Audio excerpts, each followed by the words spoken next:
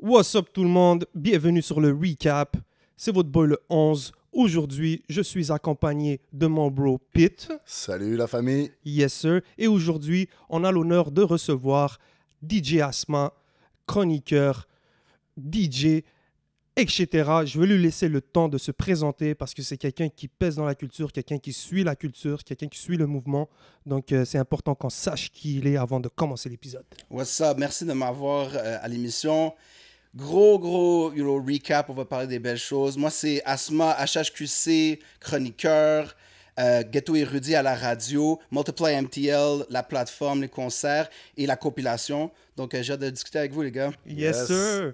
So, pour les gens qui sont peut-être nouveaux un peu au recap, là, on commence le deuxième épisode, disons. Ça va être le troisième extrait. Bref, on est en train de travailler ça.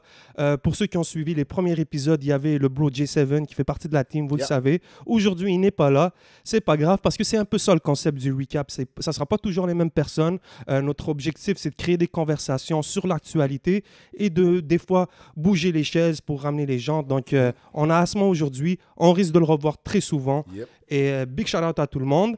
Et on plonge direct dans le sujet de la journée. Le premier sujet, on va envoyer une grosse force au 514, à Joey Ride, parce que le premier extrait de l'album à venir du 514, l'extrait s'appelle Mode Sport. Gros clip, gros single. On a eu la chance de voir tout le groupe ensemble. C'est quelque chose que les gens attendent. Tellement. Donc, ça débute quand même assez bien la deuxième partie de l'année 2021 avec cet album-là. Donc, les gars, comment vous avez vu un peu cet extrait-là, le 514 à quoi vous vous attendez? Vas-y, Asma. Ben oui, moi, j'ai connu le 514 avec Parti Delay. Et puis, je me rappelle un peu le building qu'ils ont dans le clip. Ça me rappelle ce premier clip. On voit à quel point ils ont progressé maintenant. Le clip est fou, plein de transitions. Ça me rappelle aussi le clip Checks de 13 blocs. On voit que c'est la vision des gars avec les moyens maintenant. Maintenant que Joyride est là, ils ont pu pousser ça loin. Puis, il y a un bel équilibre. Le hook de Lost, tous les verses des gars, ça rentre bien. Donc, le track sort vraiment en feu avec l'accompagnement visuel. Ça annonce du lourd pour l'album. Ouais, gros groupe montréalais. Des albums solo aussi de White Bee, de Lost, de Random. Ouais, c'est ça, MD. vraiment. Tous ont fait des albums. Un super single aussi de Capitaine Gaza, Yes. qui a pas fait d'album aussi, mais je pense que ça risque de venir après l'album de 514. Bref, un gros groupe, des artistes vraiment très patients, très productif aussi, donc je trouve que c'est un beau groupe montréalais.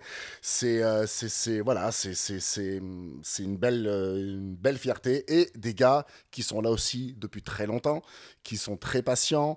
Maintenant ils sont avec Joyride, fait qu'on sent que je pense que leur album va être vraiment massif, et donc ouais, je suis très fébrile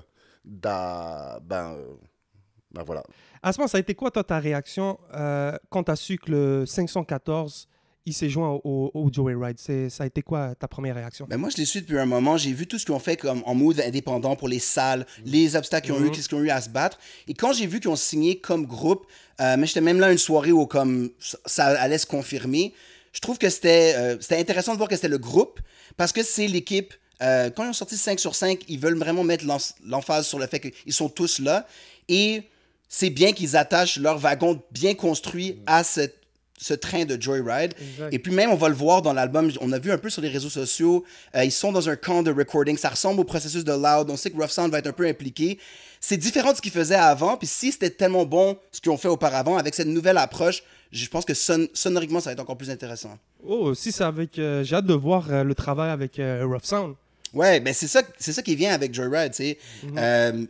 Les attentes, les contacts, et puis le processus qui est différent. Et puis, on a vu le roll-out, juste comment ils ont annoncé le clip. Ils sont de plus en plus présents avec tous leurs features. L'organisation aussi, je pense que c'est super d'avoir un label autour de ça. Ben oui. Mais les gars restent indépendants, donc ils gardent leur essence 514. Yeah, c'est très intéressant parce que je pense que c'est quelque chose qui tient. Je sais que tous les projets qui sont chez Joyride leur tiennent à cœur, c'est clair. Ils ont plusieurs projets qui s'en viennent. Mais on dirait que celui de 514, c'est particulier parce que on a beaucoup vu toute la nouvelle vague d'artistes et tout qui sont arrivés depuis 2015. Puis 514 fait vraiment partie de cet univers-là. Puis je sais que comme Joyride cherchait à reach un peu ce public-là. Je pense que, parce qu'une fois, j'avais discuté avec Carlos, puis une chose que j'ai beaucoup retenue, c'est qu'il a dit, j'ai dû faire ce que j'avais à faire avant pour aujourd'hui faire ce que j'ai envie de faire. Donc là, on sent que on va voir le vrai visage, le vrai truc, la vraie machine qu'il y a derrière, parce qu'avec tout ce qu'ils ont fait avec Loud, ça leur a donné, je pense, des reins solides. J'ai hâte de voir ce qu'ils vont faire avec le 514. Ils sont prêts à gérer plusieurs artistes encore plus qu'avant, puis vraiment se concentrer pour pousser tout le monde. On le voit que d'autres artistes, que ça continue de bien aller, puis d'être promovu. Et puis, je pense que Joyride, ils sont toujours mis un peu avec leur changement de nom, en mode genre, on est les bad boys de la scène rap québécoise. Ben, 514, ça amène une authenticité. J'ai hâte de voir ce genre d'énergie dans Joyride. Exact. Puis c'est quand même assez incroyable, les 7e ciel. Disons, regarde, on va prendre 7e ciel, on va prendre Joyride parce que c'est quand même les deux labels les plus pesants dans le game, dans le rap ici. Puis de voir tous ces artistes qui se joignent à leur univers, je me demande comment ils font pour gérer tout ça. Ça doit être beaucoup de travail, man. Ben, c'est beaucoup de travail, c'est sûr, mais je vois les équipes qui se construisent. Pendant la pandémie, il y a beaucoup de gens qui ont perdu leur emploi, que ce soit Evenco ou d'autres boîtes d'événementiel, et je sais que les gens recrutent. Ces maisons de disques, ils dorment pas, ils se disent, bon, on se prépare. Eux aussi attendent le retour des spectacles où on fait son argent, les tournées. Ils attendent patiemment, mais ils construisent leur équipe. Et puis, même moi, en tant que journaliste, tu vois, tu t'adresses à quelqu'un au label, là, ça change de nom, il y a des nouveaux, il y a des recrutements, il y a des stagiaires. Les équipes grandissent, c'est comme ça qu'ils peuvent aussi bien gérer plusieurs artistes en même temps. C'est ça qui a progressé depuis le début du Golden Era, disons, pour le rap keb. C'est ça, parce que moi, j'étais surpris de voir un peu toute cette période de confinement se passer, puis de voir, par exemple, des artistes comme Tony Some se rajouter, de voir des signatures s'ajouter sur des labels. Connaisseurs. Mais connaisseurs, c'était avant le confinement. La signature a été faite avant. Ouais. Mais moi, j'étais surpris de voir un gars comme Tony Some. Si je ne me trompe pas, il a été signé pendant tout ce processus-là, non? Ben, il y a eu un roll-out pendant ça. C'est qu'ils sont signés à différents moments, mais c'est pas annoncé où on attend d'être prêt à avoir le matériel pour. Et c'est pour ça que ça peut paraître. Cependant, je pense que c'était un peu plus tôt. Mais depuis Connaisseur à 514, 2.0, disons, et 20 Some, c'est toutes des choses que les gens attendent. C'est ça qui est comme, j'ai hâte de voir ce que 514 va faire avec un label. 20 Some, c'était mon préféré de Dead Obies. Qu'est-ce que ça donne?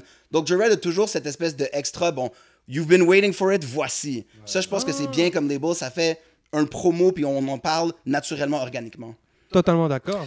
Et aussi, très important de dire, je me rappelle pas exactement du nom de l'artiste, mais il y a un artiste de pop urbaine, j'aime pas trop ce terme. Ouais, c'est ça, mais qui vient de signer aussi avec Joyride. Jody Boy. Oui. Jody Boy, ouais, en anglais. Ouais.